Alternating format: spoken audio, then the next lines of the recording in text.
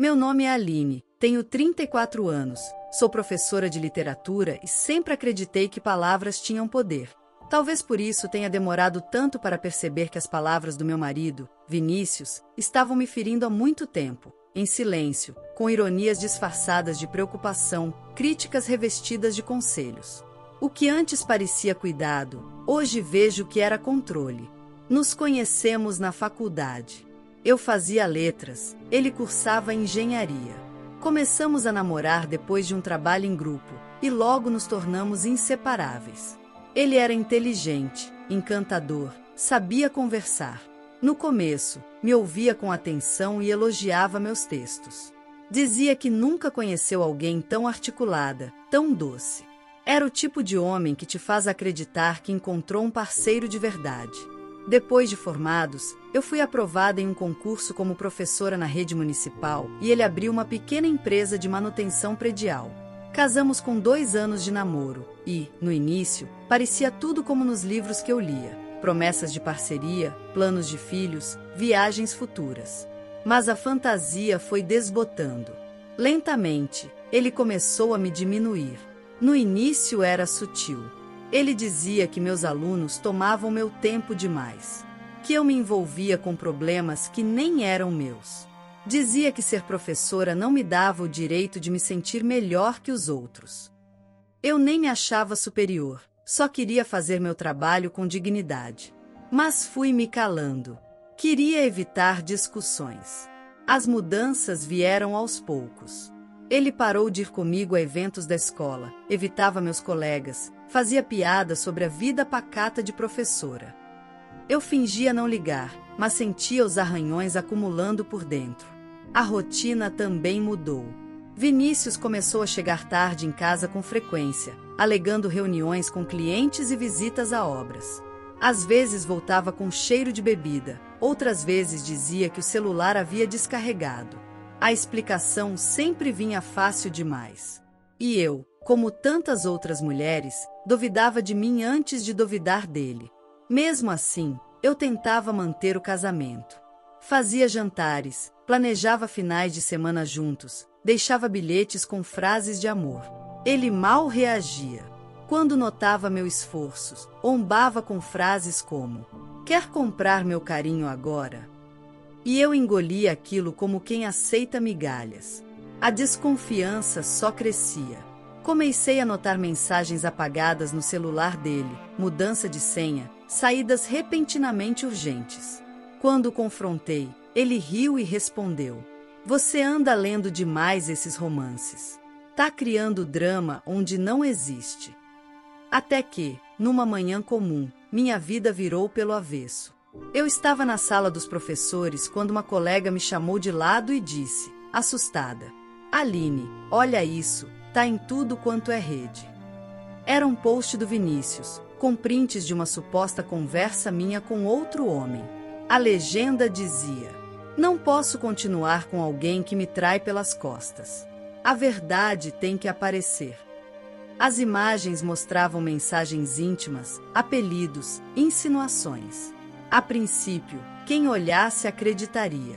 Mas eu sabia, aquelas conversas não existiam. Nunca enviei nenhuma daquelas palavras. Na hora, senti o estômago revirar, o sangue sumir do rosto.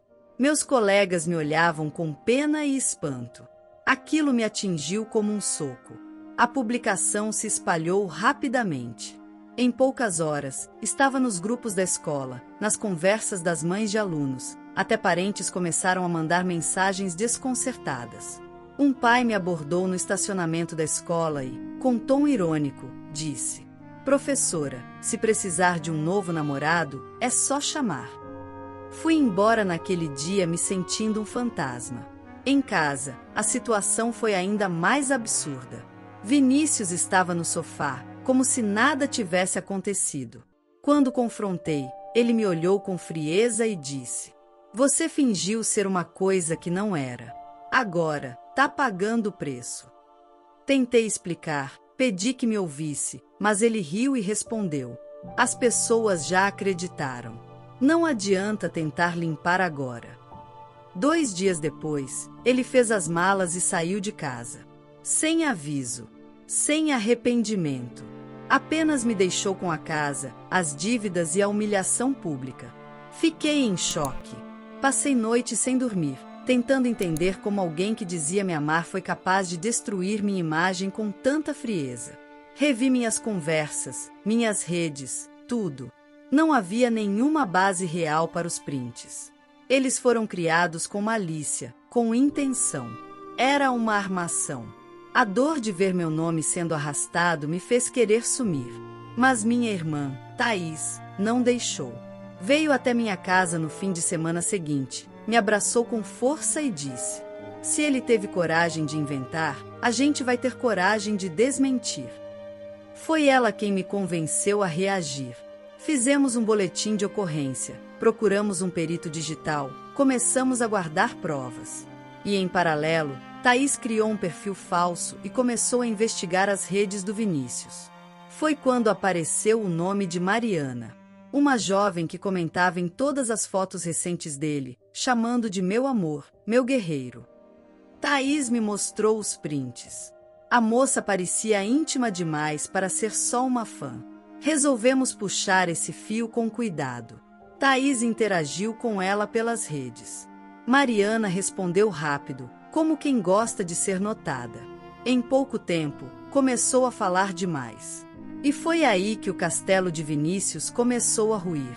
Ela achava que sabia de tudo, mas não imaginava que suas mensagens acabariam revelando quem realmente estava traindo quem.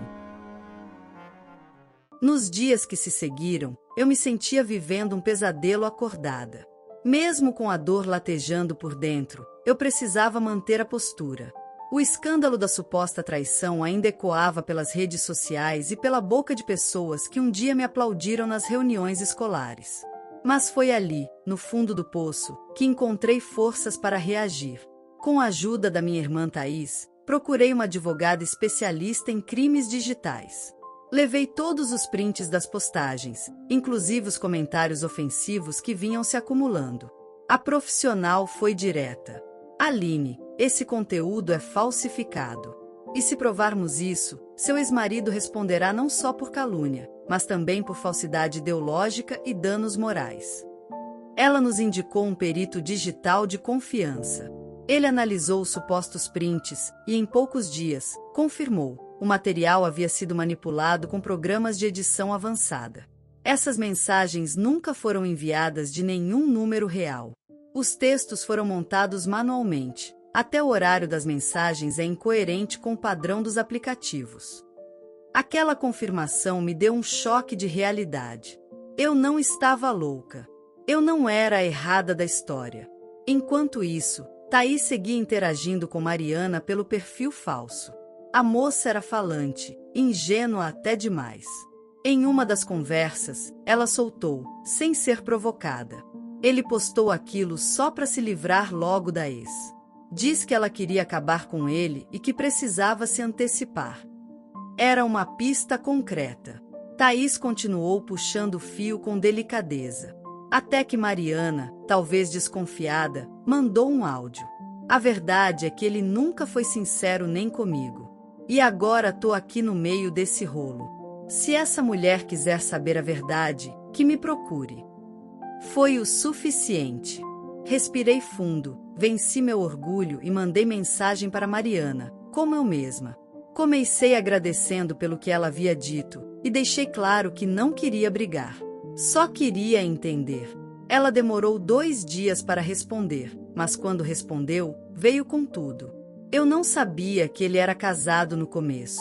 Ele me dizia que vocês estavam separados há meses. Só depois é que descobri. E quando confrontei ele, ele disse que você era maluca, que queria tomar tudo dele. E então teve a ideia dos prints. Mariana mandou capturas de tela das conversas que teve com Vinícius nas semanas que antecederam a publicação. Em uma delas, ele dizia: tô quase sendo chutado de casa. Vou jogar no ventilador antes que ela venha com historinha. E depois, o mais claro de todos: a print que vou postar é fake, mas ninguém vai saber. Vai ser o fim da linha para ela. Ali estava o que faltava. Mariana também enviou áudios, onde ele debochava de mim e dizia que mulher que quer bancar a independente precisa aprender do jeito difícil. Aquilo me revoltou. Eu chorei, treme, mas em vez de me destruir, essas provas me inflamaram. Levamos tudo à advogada, que imediatamente preparou uma ação judicial. Entramos com processo por calúnia, difamação, danos morais e uso indevido de imagem. Mariana assinou um depoimento por escrito, com registro em cartório, confirmando o teor das mensagens. Com a ação em andamento, voltei à escola para entregar os documentos que comprovavam minha inocência. A diretora ficou em choque. Disse que jamais imaginou que Vinícius pudesse ter forjado tudo. Me pediu desculpas, mas explicou que o afastamento era necessário até a apuração. Agora, com os documentos em mãos, abri o processo de reintegração. Alguns colegas da escola me receberam com carinho, outros com silêncio constrangedor. Uma professora mais antiga me chamou de canto e disse: "Sinto muito, Aline. A gente não devia ter julgado antes." Naquele momento, percebi que parte da dor era justamente essa: ter sido condenada antes de qualquer apuração, apenas pela palavra de um homem que quis se livrar de mim. Enquanto a ação tramitava, a reputação de Vinícius começou a sofrer os primeiros baques. A empresa dele perdeu contratos, alguns amigos em comum pararam de interagir com ele nas redes, e os rumores da verdade começaram a circular. Mariana, inclusive, bloqueou ele depois que ele tentou culpá-la por tudo. Ele disse que eu estraguei tudo. Mas quem estragou foi ele, quando mentiu. Ela me contou. Foi nessa época que decidi transformar minha dor em algo útil. Criei uma conta nas redes chamada Ela Não Tava Errada, onde comecei a relatar, de forma anônima, situações que envolviam abuso emocional e difamação digital. Em poucos dias, recebi dezenas de mensagens de outras mulheres contando histórias parecidas. "Aline, isso aqui vai crescer. Você vai ver", Thaís dizia, animada. E cresceu mesmo. A página ganhou seguidores, virou espaço de apoio e denúncia. Minha história ainda não tinha sido revelada publicamente, mas o movimento de resistência já estava nascendo. E eu sabia, em breve, tudo viria à tona. Porque Vinícius acreditou que, ao me destruir publicamente, ele sairia por cima. Mas não contava que justamente quem ele usou como cúmplice fosse entregar a verdade que ele tanto tentou esconder. O dia da audiência chegou. Entrei no fórum com o coração apertado, mas cabeça erguida. Eu tinha provas, testemunhas, principalmente, coragem. Atrás de mim, vinham minha irmã Thaís, minha advogada e, para minha surpresa, Mariana. Ela apareceu de última hora e disse apenas: "Eu quero estar aqui. Chega de proteger quem me enganou também." Vinícius entrou minutos depois. Vestia camisa social, barba feita, mas os olhos inquietos o entregavam. Quando viu Mariana ao meu lado, o rosto dele empalideceu. Ele não esperava aquilo. Sempre subestimou as pessoas que magoou. Talvez achasse que nenhuma de nós teria forças para se levantar. A juíza iniciou os trabalhos e pediu silêncio. A sala estava tensa. Do lado de fora, jornalistas aguardavam. Alguém havia vazado a pauta da audiência e, agora, era impossível evitar que tudo se tornasse público. Vinícius havia começado uma guerra digital e agora enfrentaria as consequências reais. Minha advogada apresentou o caso com precisão. Mostrou os prints originais publicados por Vinícius, comparou com os laudos periciais que comprovavam manipulação. Depois, exibiu as conversas reais com Mariana, os prints que ela enviou e, por fim, os áudios em que ele admitia o plano de me difamar. A juíza ouviu em silêncio. Quando o áudio ecoou na sala, com ele dizendo "a print é fake, mas ninguém vai saber", o silêncio virou indignação. Vinícius se mexia na cadeira, inquieto. A defesa tentou argumentar que ele havia agido em momento de impulso, que se sentia ameaçado, que era um homem emocionalmente instável. Mas a juíza foi firme. Instabilidade não justifica falsificação, muito menos destruição pública da honra de alguém. Quando fui chamada para depor, respirei fundo e segurei as lágrimas. Contei tudo, com firmeza, do começo ao fim. Como fui destruída publicamente, como me vi sozinha, julgada, e como precisei reunir coragem para provar que nunca fui culpada. Meu erro foi confiar em quem jurou me amar. Mas minha força foi não aceitar ser enterrada por uma mentira. A juíza assentiu em silêncio. Mariana foi chamada em seguida. E, com a cabeça erguida, confirmou tudo. Disse que não podia mais carregar aquela culpa. Ele usou a mim e destruiu outra mulher para sair como vítima. Mas a verdade sempre volta. E aqui estou, para contar. No final da audiência, veio a sentença. Vinícius foi condenado por calúnia, difamação, falsidade ideológica e danos morais. Teria que pagar uma indenização considerável, prestar serviços comunitários por 1 ano e estava proibido judicialmente de me mencionar, mesmo indiretamente, nas redes. A publicação que fez contra mim deveria ser retirada imediatamente. E uma retratação oficial seria exigida. Do lado de fora, alguns repórteres aguardavam. Um deles me abordou e perguntou: "Você tem algo a dizer sobre essa vitória?" E eu disse com calma: "Isso não é uma vitória pessoal. É uma resposta contra a mentira. E um aviso: difamar não é liberdade de expressão." Nos dias seguintes, a repercussão foi intensa. A escola onde eu lecionava me convidou de volta e fez uma retratação pública. As mães de alunos que me haviam julgado vieram me pedir desculpas. Uma delas chorou e disse: "Eu devia ter esperado a verdade. Me perdoa." Mas mais do que a justiça judicial ou social, o que me deu força foi perceber que eu não era um caso isolado. A página que criei nas redes, ela não estava errada, explodiu em seguidores. Mulheres do Brasil todo começaram a compartilhar histórias, denunciar situações semelhantes, encontrar amparo umas nas outras. A dor virou rede. O trauma virou força coletiva. Mariana seguiu a vida, mas continuamos em contato. Sempre que alguém comentava nas nossas postagens dizendo que mulher exagera, ela vinha e respondia com firmeza. Viramos aliadas improváveis, unidas por algo que nos feriu, mas também nos acordou. Quanto a Vinícius, ele sumiu das redes por um tempo. Depois reapareceu com um perfil fechado, sem foto. A empresa dele fechou em menos de 6 meses, sem contratos e sem credibilidade. Nenhum processo que ele tentasse mover contra mim vingava, porque a verdade estava registrada. 1 ano depois, fui convidada para falar numa mesa redonda sobre violência digital contra mulheres. Quando entrei no palco, vi tantas jovens me olhando com esperança, que meu peito se encheu. E eu disse: "Não deixem que a mentira dite quem vocês são. Se alguém tentar apagar sua história, escreva outra, com verdade, coragem e nome limpo."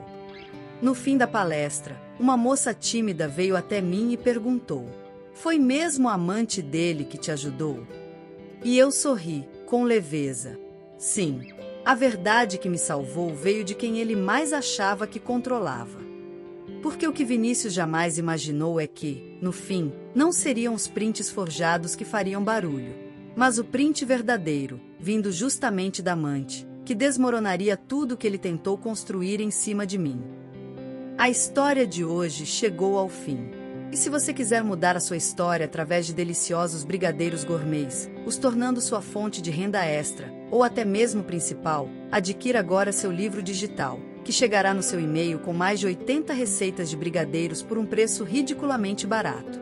Você ainda ganha bônus sensacionais como planilha mágica de precificação, receitas bônus de outros doces e muito mais.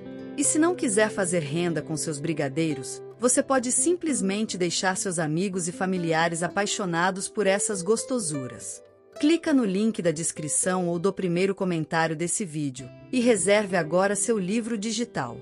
E não se esqueça de comentar qual lição você tirou dessa história. Também deixe um like no vídeo e se inscreva para não perder os próximos vídeos. Tchauzinho!